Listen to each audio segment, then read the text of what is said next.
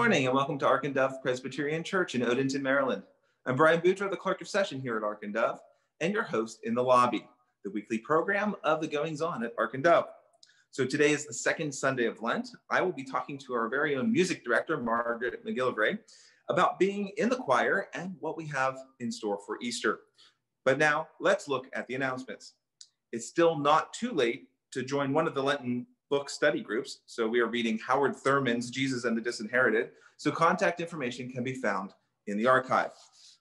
Would you like a brief devotion for each day of this Lenten season? You can receive a devotion which includes a Bible passage, brief reflection by Howard Thurman, and prayer by emailing admin@arkanddove.org to receive these devotions.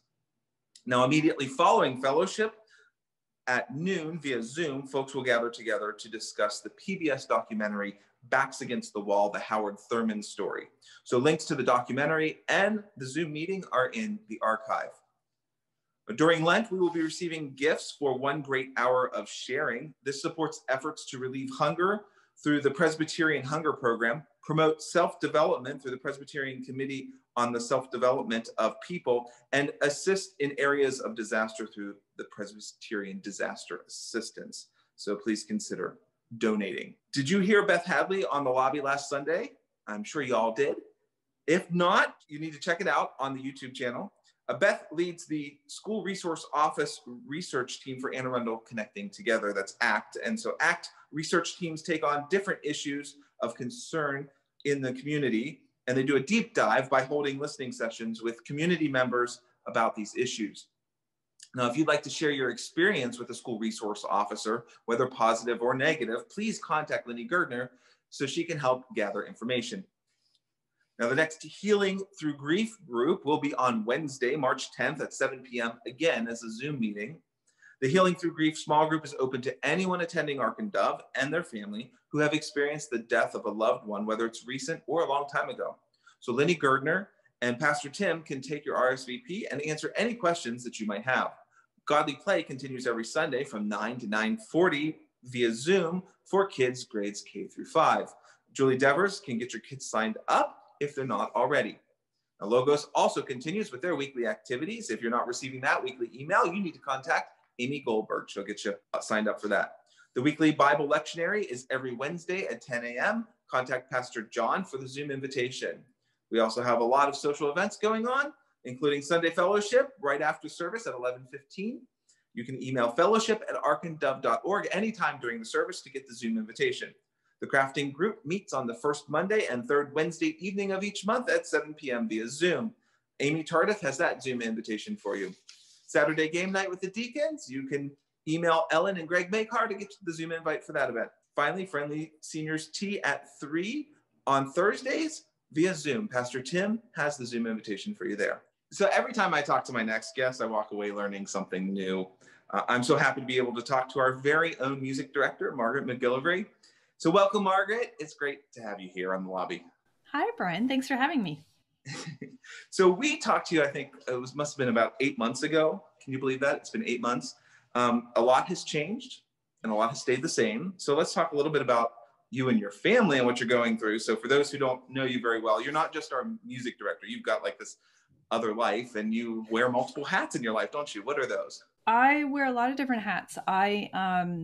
I'm also the instructor of horn at Duke Ellington School of the Arts in DC, and I have a vibrant horn studio there. I have a private studio in Howard County where I live, and that's about 18 students right now. So between the two studios, I have 23 students. And then I have 3 little kids. Well, little. The big one is not so little. They're actually 12. But I have 3 kids, and they've all been doing online learning at home, which has been not terribly fun. So you've been home, like, have you been home with them and doing this? You know, you've got your studio and you've got kids who are trying to learn. What's that been like? So basically, when the pandemic hit, I went entirely virtual, and I didn't, like Ark and Dove, I didn't miss a week. We just kind of retooled, and everybody's been online. So I've been basically teaching most afternoons. Some of that's for Ellington, some of that's private students. So for those who don't know, what do you teach? So I mainly teach horn, actually. Most of my students are horn players, and you might be going, oh, what's a horn? But I mean French horn. I call it horn. I don't know. It's actually German, go figure. And then I have about 8 piano students, and I like to keep my fingers into that. I do not teach voice. That is not my calling. And actually, that's probably fine right about now because it's a very difficult thing to teach online. It is. It is. And I will admit, I'm guilty. Biased because I'm a French horn player myself, so that's the best instrument we all know, right? It is. Absolutely is. For the church of our size, we recruit some amazing talent to come in here, and one of those is you. And so, can you talk just a little bit about your education background and experience, just real quick? I have a piano degree, which I actually did while I was still in high school. And then after that, I ditched the piano for a while and I went to McGill University for an undergraduate degree in horn performance and English literature. And then I went to Northwestern University to do my master's in performance and literature. And then finally, after a long hiatus in Europe and living there and doing all that kind of stuff, I went and finished my doctorate with Daniel Katzen at the University of Arizona in Tucson. Wow. So a great wealth of experience there. That's wonderful. And for those who don't know and aren't so close, you are originally of Canadian origin, correct? I am. But I just recently got my citizenship in October. Wonderful. Well, congratulations. And so you're teaching and you have kids and everything is virtual. Are you going back in person anytime soon with any of these things, with your kids going to school in Howard County or with Duke Ellington? So we're right now in sort of a deliberative process with my children. We have signed them up to do the hybrid model, but we have not actually made the decision to send them. We figured it was probably maybe easier to secure a spot and then watch the numbers, watch the infection rates. As far as Ellington goes, I don't believe I will be going back this year. Based on just a few metrics that they've imposed around winds, brass, and singing at the school. Okay. So it's a decision that we're all going through, as educators and as parents trying to make these decisions. Maybe we could share just a little bit about that process that we go through for recording music, because I don't think everybody understands what it's like from the beginning when people receive the music to the final production that we see on Sunday morning. It's a shocking amount of hours, actually, and not just for me. So the basic process is that I record the piano accompaniment first, and then I will record the soprano and alto lines. And then once my husband has recorded, I balance the recording so that one part is dominant. And so it actually then turns into 4 different recordings.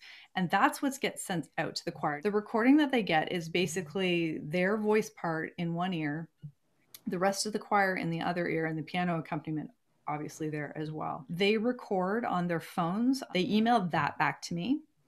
And then here's the magic part. We actually do not record the video and the audio together. Usually the places that are great to record in audio-wise are not great for lighting. So then after they've recorded their audio, they go back and they sing along one more time and sing softly along with the recording and do their video that way. And that's why you never see anybody wearing earphones either. I've gone from being only ever the person who did the studio sessions and being the person who was recorded and whatnot to doing all the other stuff that the person behind that glass window does. I'll just share from my end as somebody who receives the music, right? I go down to my basement guest room. It's the quietest place. So what do you do about people who say don't know how to do any of this electronically? How can they participate in the choir? You actually don't need to record to participate in choir. I want to say that quite up front. Now, I will say I'm so incredibly impressed because almost everybody who was singing in the choir before the pandemic hit has continued to sing in the choir at least once. And they've been very, very kind of adventurous with trying stuff out. It's been really wonderful how people have sort of embraced this and have gone the extra mile to figure out ways to make it work for them. Right. So you shouldn't let technology be a barrier. You'll find a way to work with them. And actually what's been really cool about it is we've had people join our choir, and I'm sure if you've been watching along at home, you've seen some faces that you've never seen in church before, that you've never seen in choir before. Who are these new people? I've had friends from all over the place, from my Montreal days, from living in Chicago, from music festivals that I played at, and they hear what I'm doing. They're like, "Hey, do you ever need an extra insert the voice type here?" And I was like, "Yeah, sure." It's been really cool to watch how the choir has left the building. It's been really interesting to see how those doors have opened, and I'm trying to figure out for the day that when we can all sing together in person, how can I keep those doors open? Yeah, I want to talk about that in just a minute, but I want to talk about also Easter and Holy Week and what you have planned for us. Normally, the choir does two anthems on Palm Sunday, and then prepares more pieces for Good Friday, and then has three anthems for Easter. So it is normally a huge music Sunday. This year will be, of course, different, but I do have a beautiful Passion Tide anthem planned, and it's Dan Forrest's setting of When I Survey the Wondrous Cross. It is not the tune that you know. For Good Friday, there's going to be sort of a mashup of things, some things that you may have heard before, some things will have been reimagined for Good Friday. But it'll be quiet, it'll be intimate. And then for Easter Sunday, I'm planning potentially two anthems. So I assume that you would be open to more people joining, especially for Easter. Is that correct? We would love people to join us for Easter, and actually we would love people to join us beyond Easter. Always, there's always room for people in the choir. One of the most heartbreaking things about this pandemic is that we've been unable to sing safely in each other's presence and in a room together. And it's just, there's such an amazing visceral feeling when you breathe with a group of people, when your heartbeats synchronize across a piece. And it's just such a special experience. And we really haven't, this is as close as we can come. And it is a powerful experience. It's very much a blessing to do this, and it's a calling to do this. Let's talk just a little bit about COVID and singing in large groups. You know, that's been very difficult this last year because of community spread. Do you think that vaccines are going to change that dynamic? And if so, when do you think we might see some changes? I hope vaccines are going to change that dynamic, because there's just so much we don't know about the virus and how it's transmitted, and if people who have been vaccinated can transmit. I would be just bereft if I felt like we came together too soon to sing together without masks and without precautions, and someone got sick. I think it's going to be a while. I think we're going to be back in church quite a while before we're back singing. So, if you had a crystal ball, what do you think things would look like, say, summertime and maybe next Christmas? This is not the answer that I think a lot of people want to hear, but I don't anticipate us having any sung music in the sanctuary. Christmas, maybe. I would rather be, I think, surprised by joy than disappointed. So I'm probably going to err on the probably not side. And then if it turns out we can do it, I'm going to be ecstatic. So just a couple administrative things that I want to ask you about, and that is instrumentalists. Do you need instrumentalists? And if somebody wants to contribute, do you have an age limit? I do not. I would never. I am, for those of you that know me really well, I am all about the intergenerational ensembles. I love doing intergenerational choirs. I cannot wait until we can pull out our Ark and Dove family band again. There's no age limit. There's no age minimum. I would ask if you want to perform an instrumental solo or a vocal solo that you kind of feel comfortable doing that. Like that's not like and it's not even that you should never have done it before. But I'm hoping that people kind of feel that in their heart, that they should be like, I should let my light shine a little bit here and let's see how it goes. Church is always, and during the pandemic has been no exception, it's an incredibly safe place to play because everybody just loves you so much and thinks that you're wonderful, and they know that it's hard to get up there and do that kind of stuff. Well, that's great to hear. That's great to hear. Well, thank you so much, Margaret. Is there anything that I've missed? Anything you'd like to share that I didn't ask you about? I think I'd like to encourage people to get involved in this ministry because it's not, I think people think it's for other people. It's for musical people. It's for people who are talented. And that's a big barrier. And some of us are even carrying around trauma from that time in like 6th grade choir where your choir teacher told you to just mouth the words because you didn't sound very good. And right now it's an incredibly safe place to just, because you could literally be doing it in your bathroom. Because the sad fact is people are not singing. They're not singing at home. And I don't know if they're singing along with us when we sing hymns or praise and worship music in the church service, but we're getting rusty. I would encourage you to join us. Everybody needs a little boot camp now and again, and just see where it can take you. And you may find yourself doing things that you never thought you could do. It's a very safe place to experiment. And if I might be a little biased, but my choir people are lovely. I like your choir people too, I have to admit. Well, you might have a little bias there too, Mr. Boudreaux. Well, thank you so much for joining me, Margaret, today. This has been a wonderful conversation. Thank you so much for having me. This is fun. So all the best to your family, and look forward to seeing what we have in store for Easter. Me too. Thank you. So I just want to say this week we lost a longtime member and friend of Ark and Dove, Frances Keys. Our love and prayers go out to her family. A live stream memorial service will take place on Thursday, March 11th at 5:30 p.m. More details will follow. So thank you to all of you out there for joining us today. Check out the webpage and the archive for more details on everything that we talked about.